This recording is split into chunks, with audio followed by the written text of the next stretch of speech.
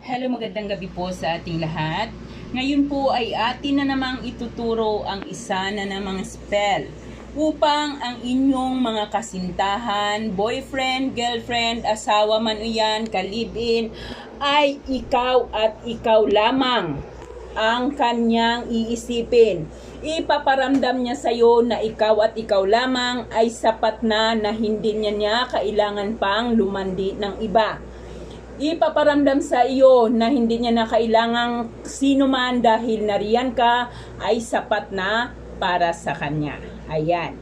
Bago po gawin ang spell na ito ay tiyakin po muna na tayo ay may tiwala sa ating ginagawa. Yung walang pagdududa, walang halong pag-ilinlangan at walang halong pagdududa. Kung kayo po ay may mga katiting na duda dito, ay wag na lamang po tayong magsayang ng ating panahon at ng ating oras dahil tayo po ay wala ring mangyayari. Kaya naman, bago po ito gawin, ay tiyakin na kayo po ay may sapat na tiwala. Ayan.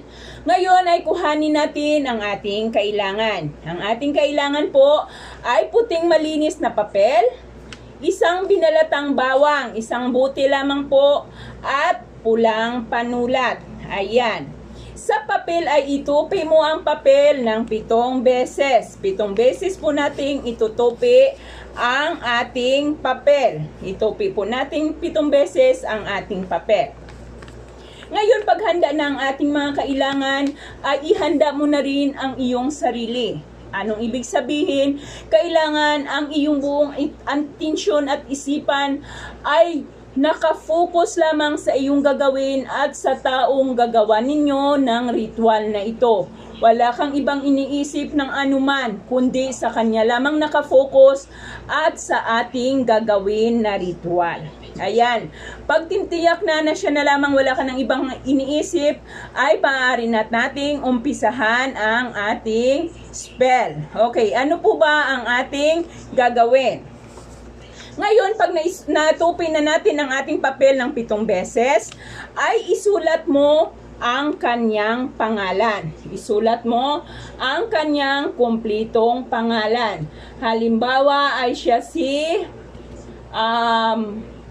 sabihin na natin siya ay si Jason. Si Jason Statham. Si Jason Statham.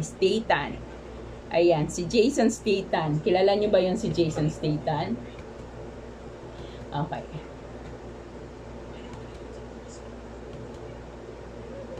Jason Statham. Jason.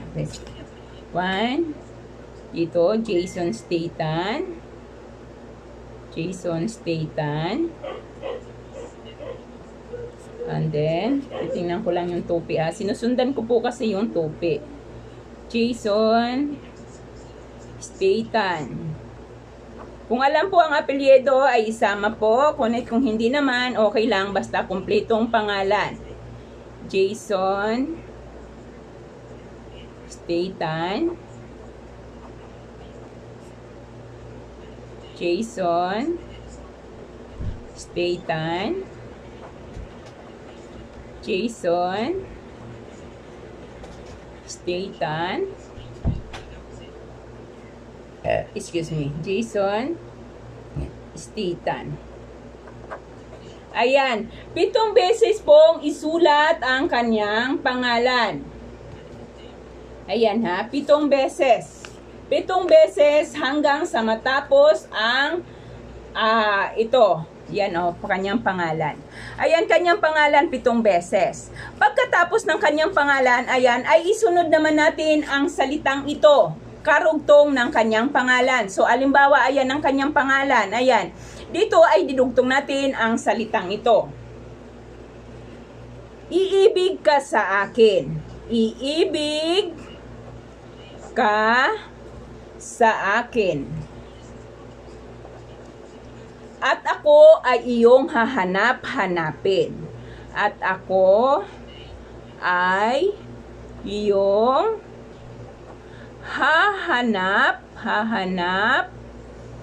hanapin. Ayan.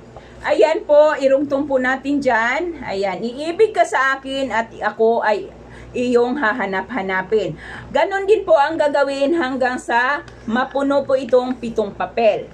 Ayan, pagka napuno na po ang ating 7 papel, ay kuhanin ang bawang. So ngayon, kuhanin ang bawang, magbilang ka. Sa unang tupi, o sa isa, dalawa, 3. Dito mo ilagay ang ating bawang sa pang-4 na tupi. Ayan, sa pang-4 na tupi, ilagay sa gitna ang ating bawang. Pagkatapos, ay ibalot mo ito. Ibalot mo ang ating bawang papasok sa atin. Nasa sa inyo kung ilang balot. Ayan. Basta ang mahalaga ay mabalot ang ating bawang. Ayan. Ayan. O, diba nabalot na ang ating bawang? Pwede po natin itong ituping pag ganyan. Ayan. Ayan. Ayan na ang ating papel na nandito ang bawang. Ngayon ay hawakan mo ang bawang sa iyong mga kamay. Hawakan mo ang papel. Kung nasaan naroon ang ating bawang, hawakan mo. Ipikit ang iyong mga mata at mag-focus ng husto sa taong ito. I-focus ng husto ang iyong attention sa taong ito at muling banggitin ang kanyang pangalan, muling humiling. Ngayon, ang iyong kahilingan na galing sa iyong puso ay bigkasin mo dito sa ating bawang.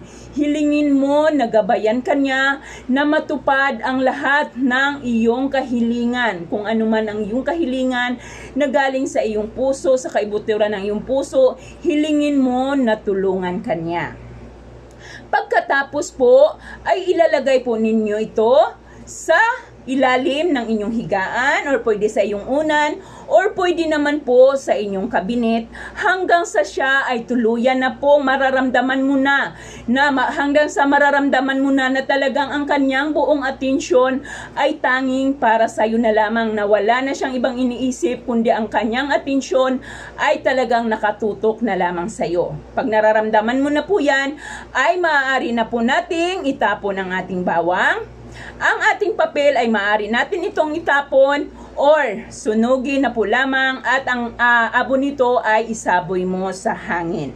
Ayan, ang paggawa po nito ay maaari po itong gawin bukas or ngayong gabi dahil full moon, maaari po itong gawin. Basta po hanggang sa full moon pa ay maaari po itong gawin.